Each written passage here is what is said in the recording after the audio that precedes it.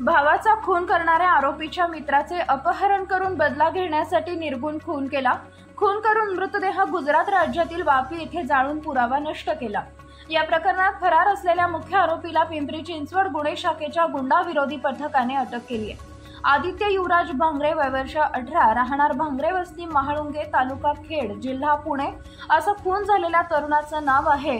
तर राहुल संजय पवार, वय वर्ष 34, राहणार महाळुंगे इंगळे, तालुका खेड, जिल्हा पुणे असं अटक केलेल्या मुख्य आरोपीचं नाव आहे।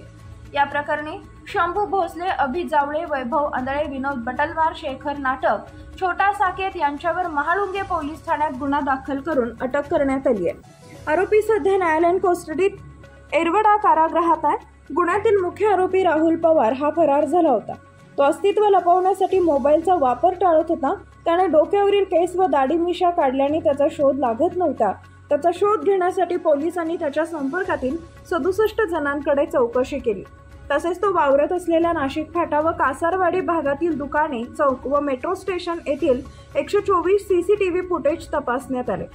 सोमवार दिनांक 22 एप्रिल 2024 रोजी गुंडा विरोधी पथकाला आरोपी राहुल पवार हा औंध परिसरात येणार असल्याची माहिती मिळाली। त्यानुसार पोलिसांनी सापळा रचला। आरोपी रिक्षामध्ये येऊन थांबला असता त्याला घेराव घालून ताब्यात घेतले। त्याने त्याचा पेहराव बदलला होता। त्यानं त्याचं नाव सागर संजय मोरे, राहणार आळंदी असं खोटं नाव सांगितले। त्याच्याकडे सखोल चौकशी केली असता त्याने राहुल संजय पवार असे नाव सांगितले। गुन्हा झाल्यानंतर आरोपी 1 महिना फरार होता।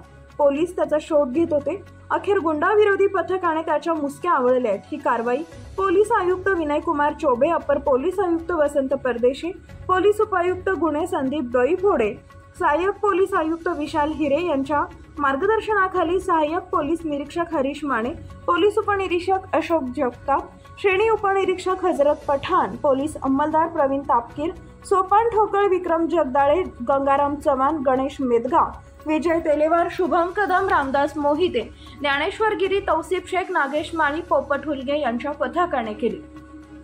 पिंपरी चिंचवड प्रतिनिधी अनुपमा लाड, क्राईम मुक्त महाराष्ट्र।